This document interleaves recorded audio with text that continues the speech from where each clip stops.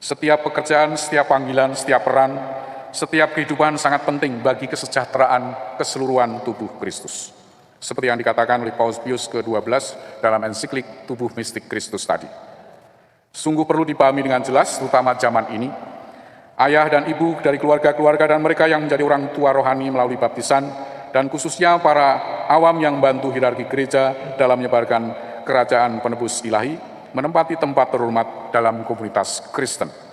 Di bawah dorongan Tuhan dan dengan bantuannya, mereka dapat mencapai puncak kekudusan. Dan kekudusan seperti itu, Yesus Kristus telah berjanji tidak akan pernah berkurang bagi gereja. Maka marilah kita bangga dengan hidup kita hormati hidup kita, dan jalani sepenuhnya dengan sukacita.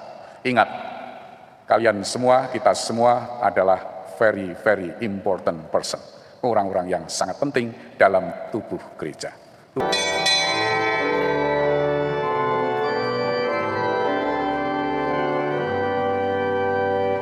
Nyanyikanlah nyanyian baru, Tuhan dimuliakanlah, damai sejahtera bagi kamu, telah datang dari tangannya, dinyatakannya keadilan, di muka bangsa dunia, mengingat kasih perjanjian terhadap kaum pilihannya. Dalam nama Bapa dan Putra dan Roh Kudus. Amin. Semoga rahmat Tuhan kita Yesus Kristus, cinta kasih Allah dan persekutuan Roh Kudus bersamamu. Dan bersama rohmu. Saudara-saudara terkasih, pada hari ini kita diajak untuk menyadari kehadiran Tuhan sebagai sumber sukacita kita melalui bacaan-bacaan yang kita dengarkan hari ini. Mari kita juga bawa intensi-intensi pribadi, keluarga, dan komunitas kita ke hadirat Tuhan yang Maha Rahim, yang selalu mengasihi kita. Kita mulai perayaan kita dengan mohon ampun atas dosa dan kelemahan kita, supaya semakin layak ikut serta dalam perjamuan Tuhan. Tuhan Yesus Kristus, Engkaulah Sabda Allah yang menjadi manusia, yang membawa kabar gembira bagi umat manusia. Tuhan, kasihanilah kami. Tuhan, kasihanilah kami. Engkaulah Sabda Allah yang menjadi manusia, yang berulang kali diwartakan para nabi. Kristus, kasihanilah kami. Kristus, kasihanilah kami. Engkaulah Sabda Allah yang menjadi manusia, yang dicurahkan kepada kami. Tuhan, kasihanilah kami. Tuhan, kasihanilah kami. Semogalah yang Maha Kuasa mengasihani kita, mengampuni dosa kita, dan mengantar kita semua ke dalam hidup yang kekal. Amin. Marilah berdoa. Ya Bapa Allah yang Maha Rahim, melalui Yesus Kristus Putramu, Engkau telah menggenapi karya penyelamatanmu. Kami mohon, anugerahkanlah rohmu kepada kami, agar kami dapat menerima pengajaran Putramu yang akan menuntun kami sampai kepadamu. Sebab Dialah Tuhan dan pengantara kami, yang bersama Engkau dan Roh Kudus hidup dan berkuasa, Allah sepanjang segala masa. Amin. Kita dengarkan sabda Tuhan. Bacaan dari kitab Nehemia. Sesudah umat Israel kembali dari pembuangan pada hari pertama bulan ke-7, Imam Ezra membawa kitab Taurat ke depan jemaat, pria wanita, dan semua yang dapat mendengar dan mengerti. Ia membacakan beberapa bagian dari kitab itu di halaman di depan gerbang air, dari pagi sampai tengah hari, di depan pria, wanita, dan semua orang yang dapat mengerti. Dengan penuh perhatian, seluruh umat mendengarkan pembacaan kitab Taurat itu. Adapun Ezra, ahli kitab itu, berdiri di atas mimbar kayu yang dibuat khusus untuk peristiwa itu. Ezra membuka kitab itu di depan mata seluruh umat, karena ia berdiri lebih tinggi dari semua orang. Pada waktu ia membuka kitab itu, semua orang bangkit berdiri. Lalu Ezra memuji Tuhan, Allah yang Maha Agung, dan semua orang menyahut, "Amin, amin," sambil mengangkat tangan. Kemudian mereka berlutut dan sujud menyembah kepada Tuhan dengan muka sampai ke tanah.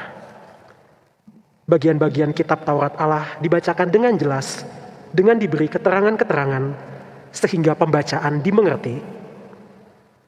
Lalu Nehemia, kepala daerah, dan Imam Ezra, ahli kitab itu, serta orang-orang Lewi yang mengajar jemaat, berkata kepada seluruh hadirin, "Hari ini adalah kudus bagi Tuhan Allahmu.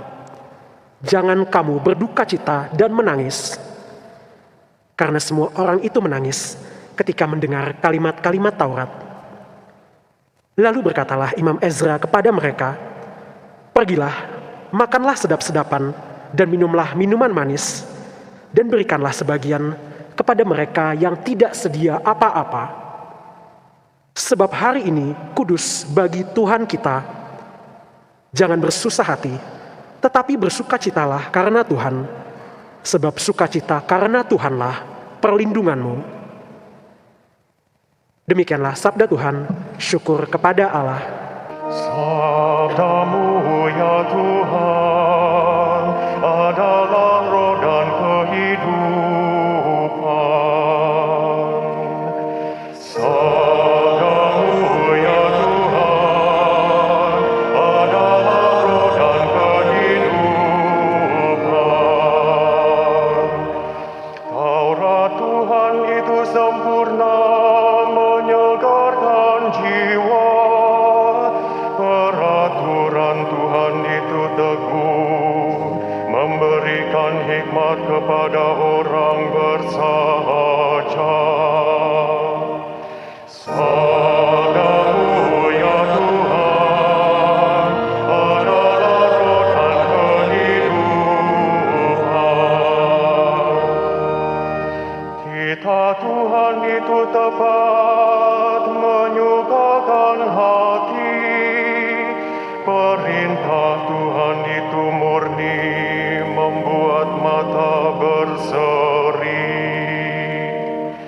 Sabdamu ya Tuhan adalah roh dan kehidupan. Bacaan dari surat pertama Rasul Paulus kepada jemaat di Korintus. Saudara-saudara, seperti halnya tubuh itu satu dan anggotanya banyak, dan semua anggota itu sekalipun banyak merupakan satu tubuh saja, demikian pula Kristus. Sebab kita semua, baik orang Yahudi maupun orang Yunani, baik budak maupun orang merdeka, telah dibaptis dalam satu roh menjadi satu tubuh, dan juga diberi minum dari satu roh. Karena tubuh pun tidak terdiri atas satu anggota saja, tetapi atas banyak anggota. Kamu semua adalah tubuh Kristus, dan masing-masing adalah anggotanya. Demikianlah sabda Tuhan, syukur kepada Allah. Haleluya, haleluya, haleluya, haleluya, haleluya, haleluya. Haleluya, haleluya, haleluya, haleluya, haleluya, haleluya. Tuhan Allah telah mengutus aku untuk menyabarkan kabar baik kepada semua orang miskin dan memberitakan pembebasan kepada orang-orang tawanan.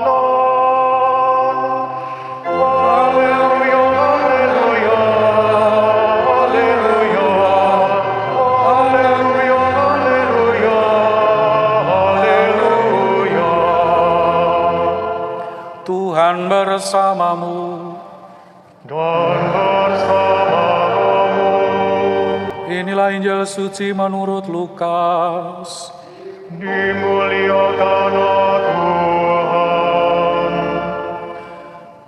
Banyak orang telah berusaha menyusun suatu berita tentang peristiwa-peristiwa yang telah terjadi di antara kita, seperti yang disampaikan kepada kita oleh saudara-saudara yang dari semula adalah saksi mata dan pelayan firman. Karena itu, setelah menyelidiki segala peristiwa itu dengan seksama dari awal mulanya, aku mengambil keputusan untuk membukukannya dengan teratur bagimu. Dengan demikian engkau dapat mengetahui bahwa segala sesuatu yang diajarkan kepadamu sungguh benar. Sesudah dicobai iblis di padang gurun dalam kuasa roh, kembalilah Yesus ke Galilea, dan tersiarlah kabar tentang dia di seluruh daerah itu. Selama di situ ia mengajar di rumah-rumah ibadat, dan semua orang memuji dia. Lalu Yesus datang ke Nazaret, tempat ia dibesarkan, dan menurut kebiasaannya pada hari Sabat, ia masuk ke rumah ibadat, lalu berdiri hendak membaca kitab suci. Kepadanya diberikan kitab Nabi Yesaya, dan setelah membukanya, ia menemukan nas di mana ada tertulis, Roh Tuhan ada padaku, oleh sebab ia mengurapi aku untuk menyampaikan kabar baik kepada orang-orang miskin. Dan ia telah mengutus aku untuk memberitakan pembebasan kepada orang-orang tawanan dan penglihatan bagi orang-orang buta, untuk membebaskan orang-orang yang tertindas, untuk memberitakan bahwa tahun rahmat Tuhan telah datang. Kemudian Yesus menutup kitab itu, mengembalikannya kepada pejabat, lalu duduk. Dan mata semua orang dalam rumah ibadat itu tertuju kepadanya. Lalu Yesus mulai mengajar mereka, katanya, pada hari ini genaplah nas tadi sewaktu kamu mendengarnya. Demikianlah sabda Tuhan. Terpujilah Kristus. Saudara-saudara yang terkasih, saya salah satu penggemar nonton film ya. Dan salah satu film yang saya sukai judulnya Three Musketeers. Karena di sana ada semboyan, one for all for one. Satu untuk semua, semua untuk satu. Itulah kurang lebih ringkasan dari bacaan kedua yang kita dengarkan saat Paulus bicara kepada jemaat di Korintus tentang gereja sebagai tubuh Kristus. Tubuh Kristus merupakan penampakan atau tanda kehadiran Tuhan dalam dunia kita. Seorang teolog, Karl Rahner, menyebut gereja sebagai Sacramento Mundi, sakramen keselamatan dunia. Paus Pius ke-12 pada tahun 1942 menulis ensiklik tentang tubuh mistik Kristus. Pernyataan ini memberikan kepada kita janji yang sangat membumi dan sangat menghibur bagi orang-orang seperti kita yang membutuhkan perhatian dan orang-orang lain yang membutuhkan perhatian khusus yang perlu kita berikan. Bahwa semua orang berharga. Setiap jiwa, setiap pribadi itu berharga di mata Tuhan sebagai bagian dari anggota tubuh Kristus. Seperti apapun keadaannya. Ada yang barangkali menderita ODGJ, orang dengan gangguan jiwa, ada yang skizofrenia, ada yang depresi, dan macam-macam ya. Mereka pun bagian dari tubuh Kristus. Atau yang tubuhnya tidak utuh, disabilitas, atau yang miskin, yang kaya, semua berharga di mata Tuhan. Tanggal 22 Januari 2022, Paus Fransiskus mengangkat seorang beato, seorang Romo Rutilio Grandi. Dia dulu menderita skizofrenia dan harus berobat dan harus datang ke psikiater rajin dan terus melayani umat di parokinya. Jadi beato. Ini salah satu gambar yang menunjukkan betapa manusia itu seperti apapun sangat berharga di mata Tuhan. Kita menjadi bagian tubuh Kristus. Surat kepada jemaat di Korintus tadi menjelaskan bahwa setiap bagian tubuh yang membentuk tubuh Kristus atau gereja adalah sangat penting. Tidak satu pun dari mereka dianggap kurang penting daripada yang lain. Jadi seperti apapun pekerjaan kita yang telah kita pilih dengan pertimbangan dan pemikiran cermat, itu adalah pekerjaan yang tidak dapat dilakukan orang lain. Masing-masing dari kita dengan karya dan pekerjaan kita akan berkontribusi kepada kebahagiaan dan kebaikan sesama kita. Inilah yang membuat karya pekerjaan kita begitu istimewa dan sangat penting. Sungguh penting melihat pekerjaan kita dari sudut pandang yang tepat ini, dan dengan alasan yang tepat kita melakukan pekerjaan kita sehingga orang bisa merasakan sukacita, merasakan nyaman, bisa melihat keindahan sebagai wujud kehadiran Tuhan.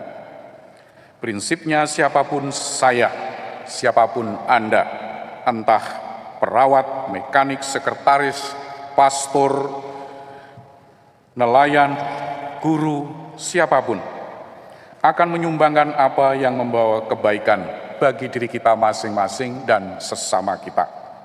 Maka tak satu pun dari kita boleh mengeluh bahwa kita tidak penting. Masing-masing dari kita sangat penting dan dibutuhkan. Tak satu pun dari kita perlu cemburu atau iri hati pada orang lain.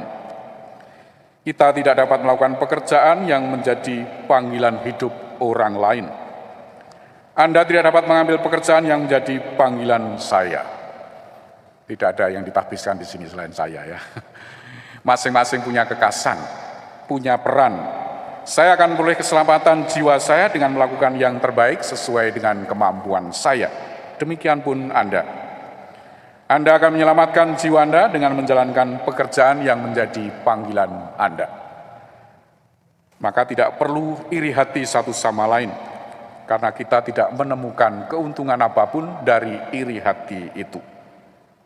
Masing-masing dari kita dituntun ke jalan yang akan menjadi milik kita sebagai bagian dari tubuh Kristus. Oleh karena itu kita harus memberikan pemikiran yang sungguh-sungguh dan dalam tentang apa yang akan menjadi pilihan pekerjaan kita.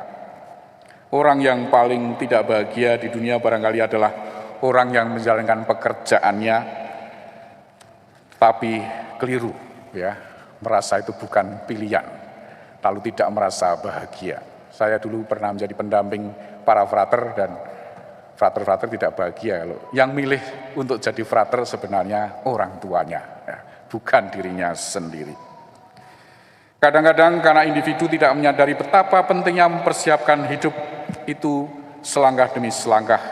Akibatnya karena kelemahan dan ketidaksempurnanya sendiri menyia-nyiakan kesempatan untuk belajar dan menjadi terampil dan berbakat di sekolah. Menyia-nyiakan kesempatan. Kadang-kadang mungkin orang tua atau orang lain memberikan pengaruh yang tidak semestinya pada anak-anak, mengarahkan atau bahkan memerintahkan agar dia melakukan pekerjaan yang tidak cocok sebenarnya untuk dirinya, cocok dengan kesenangan orang tua barangkali. Apapun alasannya, hal itu menyebabkan ketidakbahagiaan besar, tidak hanya bagi individu tersebut, tidak hanya bagi orang itu, tetapi juga banyak orang lain yang harus bekerja sama, harus ketemu dengan orang itu. Banyak dari kita memiliki hidup dan karya yang berbeda-beda. Ada pastor, ada suster awam dengan banyak peran di keuskupan dan paroki kita. Di paroki kita ada yang menjadi lektor, prodiakon, misdinar, putri sakristi, jadi usher, dan seterusnya ya.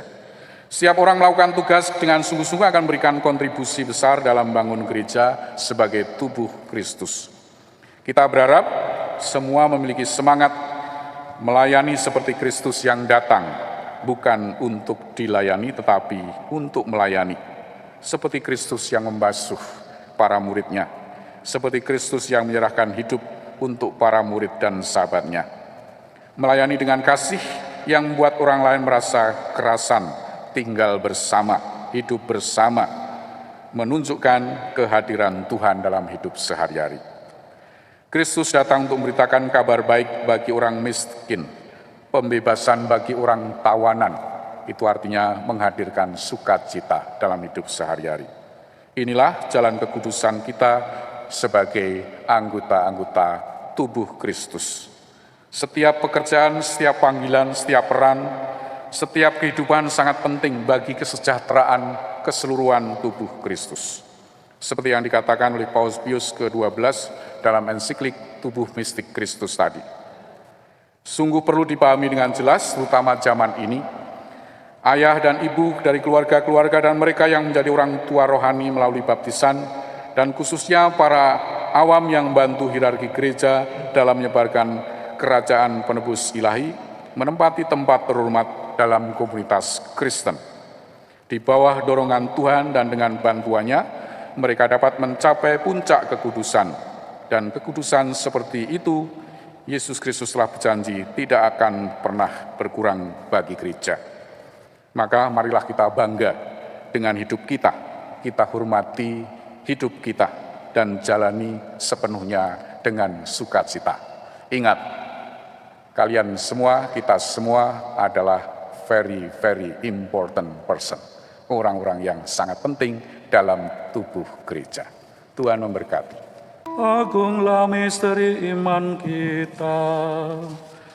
Penyelamat dunia, selamatkanlah kami, karena melalui salib dan kebangkitanmu, Engkau telah membebaskan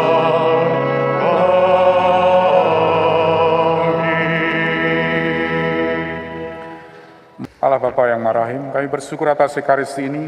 Berilah kami kekuatan untuk melaksanakan sabdamu, terutama dalam bangun persekutuan dan pertobatan, sehingga terwujudlah kerajaan-Mu di tengah-tengah kami, sampai kami menerima kepenuhannya di surga. Demi Kristus Tuhan dan pengantara kami. Amin. Saudara-saudara terkasih, terima kasih atas kebersamaan dalam Ekaristi hari ini. Kita berterima kasih kepada semua petugas yang membantu terlaksana Ekaristi hari ini. Mari kita mohon berkat Tuhan untuk perjalanan hidup kita berikutnya. Tuhan bersamamu. Dan bersama rohmu. Semoga Allah yang Maha Kasih memberkati saudara sekalian, seluruh keluarga dan semua orang yang kita doakan hari ini. Bapa, Putra, dan Roh Kudus. Amin. Amin. Saudara-saudari, pergilah, misa sudah selesai. Syukur kepada Allah.